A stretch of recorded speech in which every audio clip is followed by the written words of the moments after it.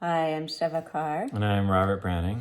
We work with HeartMath Healthcare, overseeing HeartMath interventions for hospitals, bringing resilience, as we've defined at healthcare, as the ability to prepare for, recover from, and adapt in the face of challenge, adversity, or stress. That was a definition of resilience adopted by the U.S. Navy in their work with us based on our over 30 years of peer-reviewed evidence-based research into optimal physiology for human beings. And now, in healthcare, with the COVID-19 pandemic, is a time when we need resilience more than ever.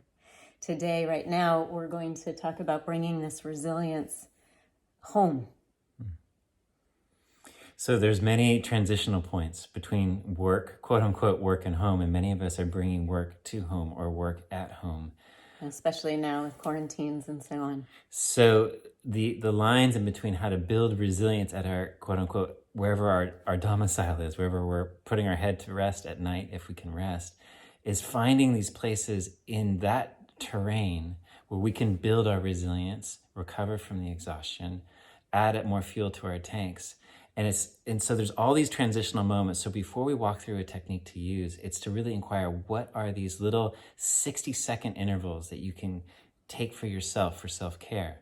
Such as if you're actually driving home, the driveway before you open the door, in the shower, while you're zipping your coat, the last few moments before, all lights are out, your head's on the pillow and no one else is pulling on you.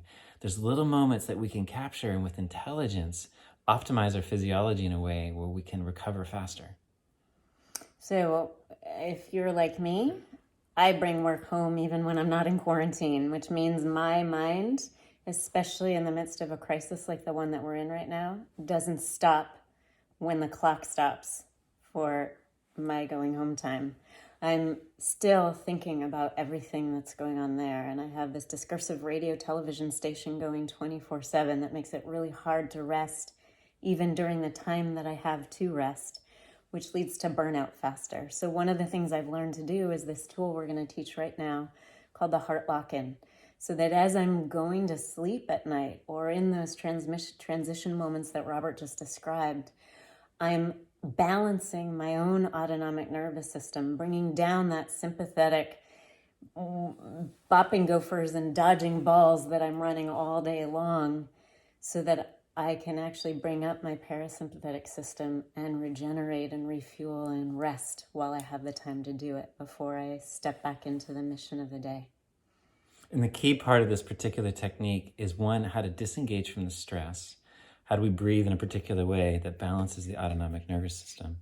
Two, how do you sustain that? And three, how do you sustain it long enough where our maladapted autonomic nervous system, in terms of maladaptation in a way where it's taking a toll on us and it's depleting our energy reserves, how do we re-optimize that in a way where we can replenish ourselves in a sustained way where that becomes more familiar, so we can integrate that more balanced state into the day the next day?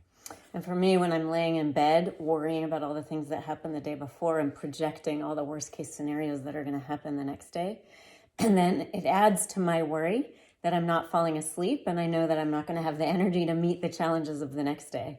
So this simple tool is what I do when I lay down, whether I can fall asleep or not. I know, based on our research on the hormones and the neurotransmitters and autonomic nervous system balance, that this is balancing and regenerating my system even if I can't fall asleep.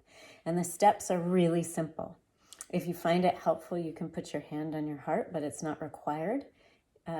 You're just focusing attention on the chest area, imagining the breath is flowing in through the heart and out through the heart or chest area. Some people find it helpful to count to 5 as you breathe in, and to count to 5 as you breathe out. We call that step heart-focused breathing. And step 2 is now make a sincere attempt to just experience a regenerative feeling, something that's easy to access, appreciation or care or compassion for someone or something in your life. And just breathe that feeling through the heart area. The important thing here is that it's a feeling world change. So I often joke around to myself, it doesn't have to be appreciating that I was nominated for a Nobel Peace Prize, which I wasn't. It can be something simple, like I really appreciate the taste of my warm chai.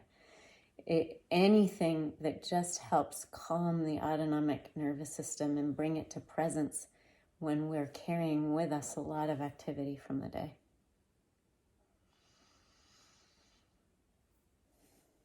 Once you breathe that regenerative feeling in through the heart and out through the heart, you can start radiating that feeling, kind of like the way a radiator broadcasts ambient heat. Imagining that feeling is radiating throughout your body to all the cells of your body.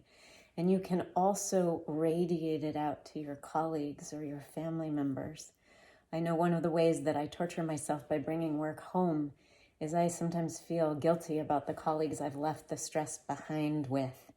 And so when I'm at home recovering and resting, I radiate this regeneration to them as they're handling the stress that I know I'll take over tomorrow.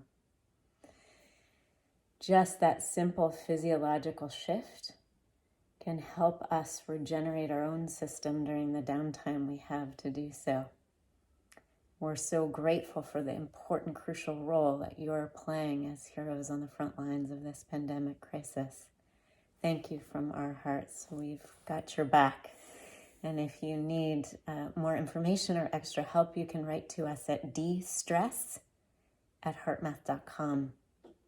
Thank you again.